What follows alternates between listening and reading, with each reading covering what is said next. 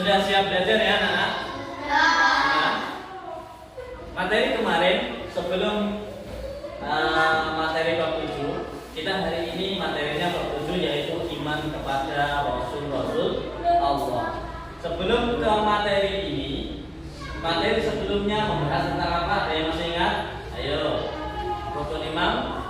Bukan, sebelum bab Nabi dan Rasul. Rukun iman yang kedua, iman kepada malaikat. Ayo, rukun iman ada berapa sih? Ada 6. Yang pertama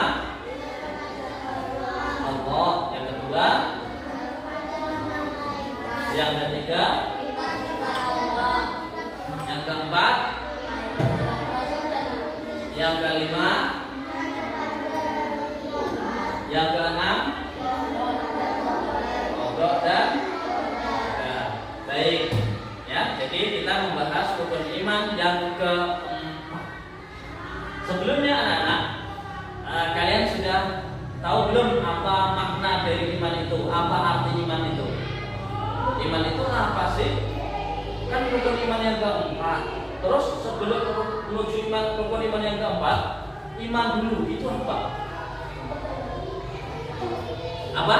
Percaya. Nah, siapa Mas Dapa sudah tahu ya? Artinya iman secara bahasa artinya percaya. Secara istilah apa? Ada yang sudah tahu belum? Iman itu apa? Artinya iman itu apa secara istilah? Nah, secara bahasa percaya. Mahmud, saya percaya bahwa Gusti Allah itu menunjukkan atau memilih salah satu seorang rasul atau nabi. Saya percaya. Tapi kalau secara istilah apa? Mengucapkan dengan lisan, meyakini dengan hati, dan melakukan dengan perbuatan. Itu makna dari iman. Oke, baik. Paham ya ini ya. Jadi melalui pembelajaran hari ini, jadi nanti melalui video, melalui PowerPoint, dan kemudian nanti Pak Ahmad selanjutnya ya. Baik anak-anak, jadi tujuan pembelajaran hari ini yakni ada 4. Yang pertama, memahami pengertian iman kepada Rasul-Rasul Allah. Yang kedua, menjelaskan dalil-dalil Al-Quran dan hadis tentang iman kepada Rasul-Rasul Allah. Yang ketiga, menunjukkan perilaku yang mencerminkan iman kepada Rasul-Rasul Allah dalam kehidupan sehari-hari. Yang keempat, mengimplementasikan perilaku iman kepada Rasul-Rasul Allah dalam kehidupan sehari-hari. Nah, itu ya, itu dari tujuan pembelajaran kita hari ini ya anak-anak. Ya. Oke anak-anak, kita sudah siap belajar ya. Ya, sudah siap belajar materi tentang iman kepada Rasul-Rasul Allah. Oke, baik. Mari kita simak melalui yang Pak Ahmad sudah sediakan ya. Jadi melalui sini nanti silakan punya catatan kecil, boleh dicatat nanti. Ya. Oke, baik silakan simak ya. Yang Rasul. Nah ini ya, rukun iman ada 6. Nah yaitu ini ya. Jadi sebagai umat muslim wajib mengetahui yang terdiri dari 6, yaitu iman kepada Allah, iman kepada malaikat, iman kepada kitab-kitab, iman kepada Rasul dan Nabi, Rasul atau Nabi, iman kepada hari kiamat, dan iman kepada Allah dan Qadar. Selanjutnya, ayo kalian sudah tahu belum apa arti atau pengertian atau definisi dari Nabi dan Rasul itu? Halo? Sudah tahu belum apa arti dari Nabi atau Rasul? Ya, itu ya. Jadi Nabi adalah manusia atau orang pilihan Allah yang menerima wahyu untuk dirinya sendiri, tapi tidak wajib disampaikan kepada umatnya.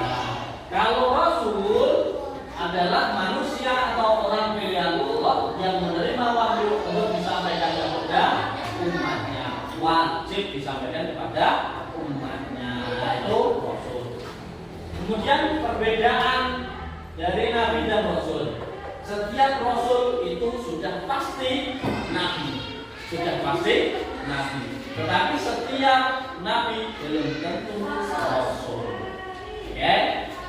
Dalilnya adalah Quran surat Al-Ahzab yaitu ayat 40. Selanjutnya rukun iman yang keempat. Nah, jadi iman kepada nabi dan rasul adalah rukun iman yang keempat, yaitu dalilnya Quran surat An-Nisa ayat 136. Jadi penting sekali percaya pada nabi dan rasul sebagai penyampai ajaran Allah. Jadi Gusti Allah menurunkan wahyu melalui malaikat Jibril, diturunkan kepada nabi dan rasul. Nah, selalu disampaikan kepada kita. Itu penting sekali ya tahu. Kalau nabi tidak disampaikan, ya disampaikan terus sekali. Selanjutnya tujuan diutusnya nabi dan rasul membimbing manusia menuju jalan yang benar, menyampaikan wahyu, memberikan teladan kehidupan yang baik, menyampaikan kabar gembira dan peringatan. Ya itu ya tujuan diutusnya nabi dan rasul. Kamus punya atau menuliskan 4 tujuan itu ya, yaitu dalilnya pada surat Quran surah Al-Baqarah ayat 213. Rasul riwayat ya. Kemudian jumlah rasul sebanyak sebenarnya 308. Nah, jumlah Rasulullah itu jumlahnya 300. Tetapi cuma 25 yang wajib kita ketahui. Cuma itu saja. Ya. Kemudian 25 nabi dan rasul, nama-namanya siapa saja? Nabi Adam, Idris, Nuh, Hud, Saleh, Ibrahim, Nael, terus Ishak, Yakub, Yusuf, Ayub, Su'aib, Musa, Harun, Zulkifli, Daud, Sulaiman, Ilyasa, terus Yunus, Zakaria, Yahya, Isa, dan akhirnya Muhammad. Ya, dari 25 nabi itu masih dibagi lagi, masih diberi gelar khusus oleh Allah, namanya gelar Ulul Azmi. Apakah gelar Ulul Azmi itu? Yaitu gelar untuk di antara 25 nabi itu ada yang tingkat ketabahannya di luar rata-rata manusia. Nah itu dimana Gusti Allah ngecap 3 gelar. Ada 5. Ya. Ulul Azmi ada berapa anak-anak? Halo. Ada berapa? Ada 5. Jawab tegas dan lugas, ada berapa? 5. Ada 5. Siapa saja? Siapa baik? Ini ya. Nabi Nuh, Ibrahim, Nabi Daud, Musa, dan Muhammad. Oh bukan, Nabi Daud tidak masuk ya. Nabi Ibrahim, Musa. Oke. Ibrahim masuk. Kemudian selanjutnya keutamaan Nabi Muhammad SAW. Jadi langsung saya tuliskan Khotamul Anbiya, yaitu akhirnya penutup para nabi. Siapa gitu ya? Nabi yang terakhir siapa? Nabi Muhammad SAW. Nah, maka penutup para nabi terakhir dan penutup risalah. Jadi setelah Nabi Muhammad itu tidak ada nabi setelahnya. Wis khatam, finish, selesai. Karena nabi selain setelah itu, setelah Nabi Muhammad. Nah, kemudian Nabi Muhammad membawa rahmat bagi seluruh alam. Dari Quran surat Al-Anbiya ayat 107. mukjizat terbesarnya adalah Al-Quran. Banyak sekali mukjizat Nabi Muhammad. Bisa membelah bulan, bisa keluar air dari sela-sela jarinya. Banyak sekali. Ya. Terus selanjutnya teladan yang terbaik, yaitu akhlak mulia Nabi Muhammad itu. Maka selanjutnya mengatakan innama buistu liutami magarimal akhlak. Tidak aku turunkan aku ke bumi melainkan untuk menyempurnakan akhlak. Itu kata Nabi Muhammad. Jadi Nabi Muhammad itu turun ke bumi juga yang terpenting, yang utama adalah memperbaiki akhlak manusia. Ya. Dari hati Muhammad. Nah, kemudian contoh keimanan kepada Nabi dan Rasul. Nek awal dewe iman, contohnya bagaimana? Mempercayai kisah-kisah dan ajaran para nabi dalam Al-Quran dan hadis. Yang kedua, meneladani akhlak Nabi Muhammad SAW. Yang ketiga, mengikuti sunnah Nabi. Yang keempat, tidak membeda-bedakan Quran surat Al-Baqarah ayat 285. Kemudian, nek awake dhewe wis percaya karo Nabi Muhammad, wis percaya karo 25 nabi, apakah hikmah awake dhewe beriman kepada Nabi dan Rasul? Apa hikmahnya dalam kehidupan sehari-hari? Ya, di sini ada 4 ya. Yang pertama, memperkuat keimanan kepada Allah. Yang kedua, memiliki pedoman hidup yang jelas. Yang ketiga, mendapatkan suri tauladan yang sempurna. Yang keempat, memperoleh petunjuk menuju kebahagiaan dunia dan akhirat. Oke. Kemudian yang terakhir, beriman kepada Nabi dan Rasul adalah wujud cinta kita kepada Allah. Jadi nek awakmu cinta, kalian cinta kepada Allah, harus beriman kepada Nabi dan Rasul, harus percaya. Ya. Kemudian motivasinya, jadikan hidup lebih bermakna dengan meneladani Nabi Muhammad SAW. Oke? Tanya jawab, siapa yang bisa? Apa perbedaan Nabi dan Rasul? Siapa yang bisa? Nabi mendapatkan hadis dan tidak wajib disampaikan kepada umatnya. Tapi Rasul wajib disampaikan kepada umatnya. Oke, betul sekali. Dapat tepukan untuknya, Pak. Selanjutnya, yang kedua, mengapa kita harus beriman kepada Nabi dan Rasul? Mengapa?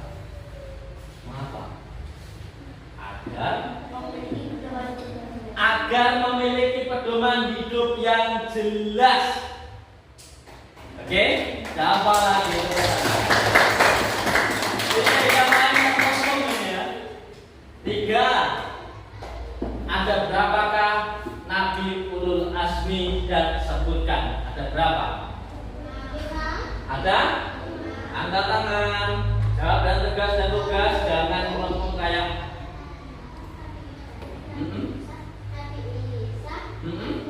Iya, betul sekali. Tepuk tangan kami. Oke, baik. Nah, selanjutnya yaitu pembagian kelompok. Ya.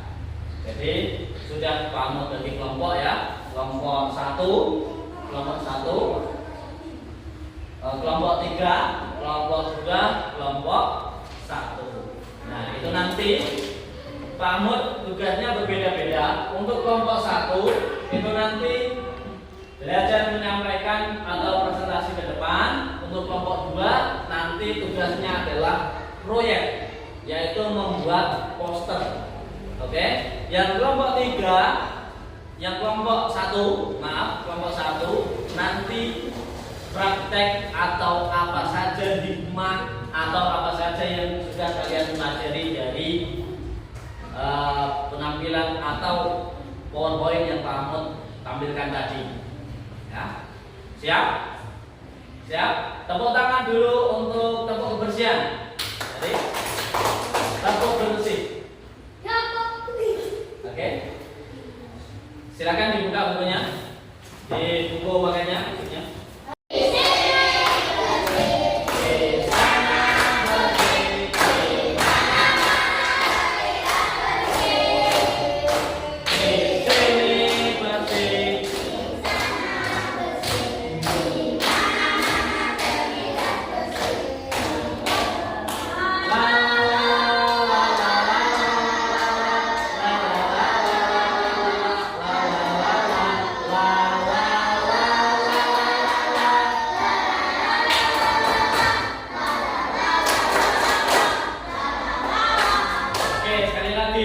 Di sini bersih, di sana bersih, di mana-mana terlihat bersih.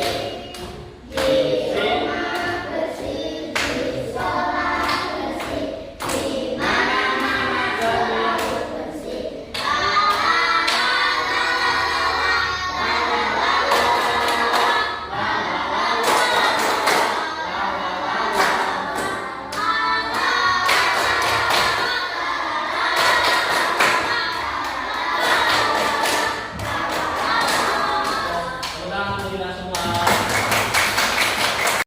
Pak Mahmud bagikan LKPD-nya dulu, ya. Nanti setelah itu silakan maju ke depan untuk menampilkan tugas-tugasnya. Ya.